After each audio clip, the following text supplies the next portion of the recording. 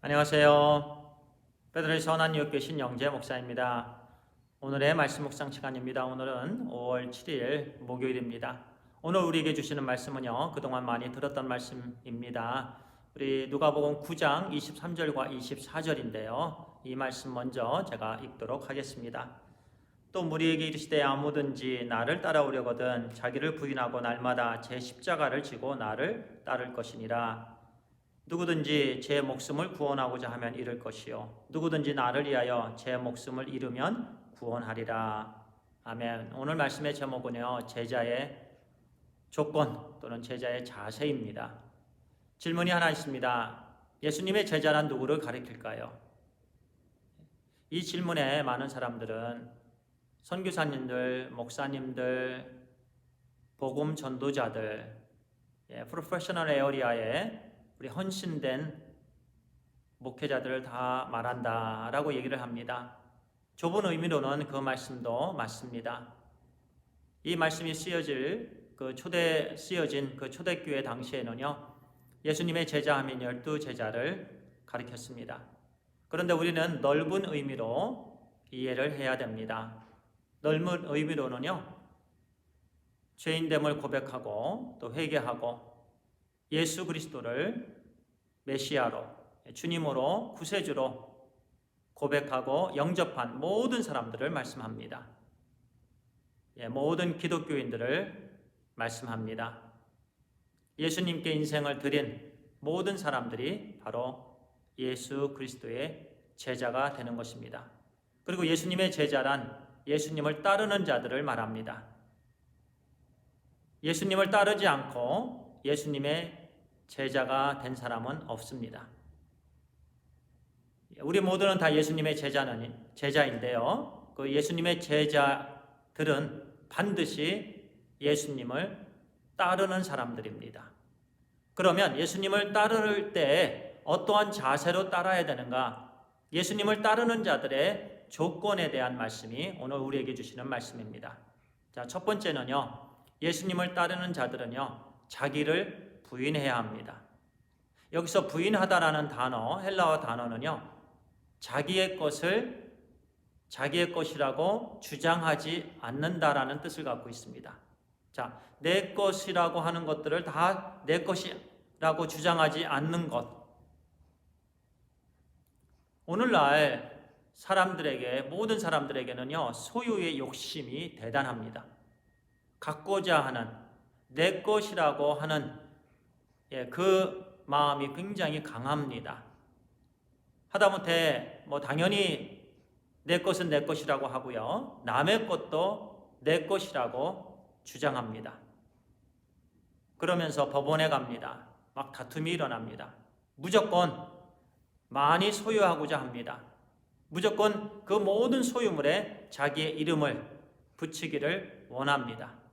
그러면서 그 모든 땅이라든가 집이라든가 자동차라든가 그 모든 물질, 모든 소유된 그 소유자의 자기의 이름이 많으면 많을수록 행복해 합니다. 우리는 그런 세상을 살아가고 있습니다. 그런데 자기를 부인하고 라는 단어는요, 내 것이라고 하는 그 모든 것을 주장하지 않는 것입니다. 주님의 것입니다. 이 생명 주님의 것입니다. 입고 있는 이 옷 주님의 것입니다. 모든 지혜, 모든 탤런트 다 주님의 것입니다. 주위에 있는 모든 환경, 모든 사람들, 가족을 포함해서요, 다 주님의 것입니다. 이것이 첫째 조건입니다. 예수님을 따르는 자들에게요. 자기를 부인한다는 것 쉽지 않습니다. 그런데 주님은 말씀합니다. 아무든지 나를 따라오려거든 자기를 부인하고. 오늘도 우리는 몸부림쳐야 됩니다. 제 자신을 부인해야 됩니다. 자기를 부인해야 됩니다. 모든 생각, 모든 주장, 모든 고집, 모든 자존심, 그걸 다 내려놓아야 됩니다. 심령이 가난해야 됩니다. 모든 영혼이 굶주림이 있어서 오직 하나님의 은혜로만 채워지기를 소원하는 그런 간절한 자세, 목마른 사슴이 시냇물을 찾아 갈급하게 나아가는 그런 마음, 제자의 첫 번째 조건입니다. 그리고 두 번째 조건은요, 이렇게 말씀합니다. 제 십자가를 지고, 십자가가 주어집니다. 예수님이 십자가를 지셨습니다. 이 십자가란 죽음입니다. 죽어야 된다는 말씀입니다. 죽음을 다른 말로 하면 희생입니다. 희생을 각오해야 된다는 말씀입니다. 예수님을 따를 때에는요, 자기를 부인하고 희생을 각오하고 따라야 된다는 말씀입니다. 그런데 오늘날 예수님을 따른다고 하는 사람들이 희생을 각오하지 않습니다. 희생을 너무나 무서워합니다. 조금만 희생이 닥쳐와도 넘어집니다. 그리고 포기해버립니다. 나 예수님 안 따를래요. 이만큼만 어려워도 나 예수님 안 따를래요. 자세가 되지 않았습니다. 희생을 해야 됩니다. 죽어야 된다는 말씀입니다. 그래야만 예수님을 따를 수 있다는 거예요. 이미 우리는 예수님과 같이 죽었습니다. 그리고 예수님과 함께 부활했습니다. 우리가 고백한 것이 바로 그거예요. 우리는 예수님과 하나가 되었습니다. 예수님의 제자가 되었습니다. 그러면 우리의 생각과 우리의 고집, 아집은 다 부인해야 됩니다. 그리고 주님의 말씀으로 채워야 됩니다. 우리는 순종하는 사람들이 되어야 됩니다. 그리고 두 번째는요, 우리에게 주신 십자가를 지고 예수님을 따라야 됩니다. 희생을 각오하고 따라야 된다는 말씀입니다. 우리가 신앙생활을 하면서 여러 가지 책임들이 있죠.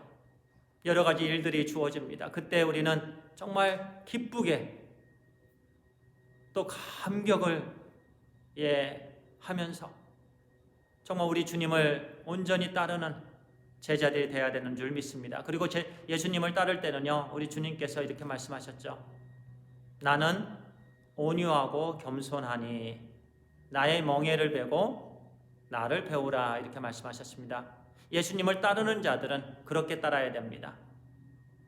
예수님의 멍에를 매야 됩니다. 멍에를 맨다라는 것은요, 짐승이 그 소가 있으면 그 소의 등에 이렇게 가로로 두 마리의 소가 같이 묶여져 있는 그 나무로 인해서, 그 툴로 인해서 함께, 그래서 그 두 마리가 함께 걸어가면서 일을 할 수 있도록 하게 하는 그 부분이 바로 멍에입니다. 동물의 등에 메고 가는 것이 멍에입니다. 예수님께서 말씀하십니다. 나의 멍에를 메고, 그리고 그 멍에는 가벼운 거죠. 예수님과 함께 해야 된다는 말씀입니다. 예수님과 동행해야 된다는 말씀입니다. 늘 예수님과 연합해야 된다는 말씀입니다. 예수님으로부터 분리되어서는 결코 안 된다는 말씀입니다. 그것이 바로 내 멍에를 매야 된다는 거예요. 예수님의 멍에를 우리는 매야 됩니다. 예수님의 멍에에서 벗어나면은요, 우리는 예수님께 속한 사람이 예수님의 제자가 아닙니다. 그렇기 때문에 우리는 예수님의 멍에를 함께 메고 늘 예수님과 깊은 사귐과 교제가 있어야 됩니다. 그리고 예수님을 배우는 자들이 되어야 됩니다. 예수님의 제자는 반드시 예수님에 대해서 열심으로 배우는 사람들입니다. 나는 예수님에 대해서 배우지 않을래요. 왜 내가 예수님에 대해서 배워야 됩니까? 왜 내가 성경 공부를 해야 됩니까? 이런 사람들은요, 예수님을 따르는 자들이 아닌 거지요. 그렇습니다. 우리는 예수님에 대해서 배우는 일에 최선을 다해야 됩니다. 자, 오늘 예수님의 제자의 조건에 대해서 잠시 말씀을 나누었습니다. 자기를 부인하는 것, 그리고 희생을 하는 것, 십자가를 지는 거죠. 그리고 멍에를 매는 것, 예수님의 멍에, 예수님과 깊은 교제가 있는 겁니다. 그리고 예수님에 대해서 배우는 자들, 바로 제자들의 자세입니다. 기도하겠습니다. 아버지 하나님 감사합니다. 오늘 우리에게 제자의 조건에 대해서도 말씀해 주시니 감사합니다. 우리가 우리의 그 모든 소유물에 우리의 이름 넣기에 바빴는데 이제부터는 하나님 아버지 제 자신을 부인하고 주님을 따르게 해 주시옵소서. 모든 게 다 주님의 것입니다. 그리고 하나님은 십자가를 지고 주님을 따르는 종이 되게 해 주시옵소서. 주님, 늘 희생이 요구될 때 기쁨으로 그 일을 감당하게 해 주시옵소서.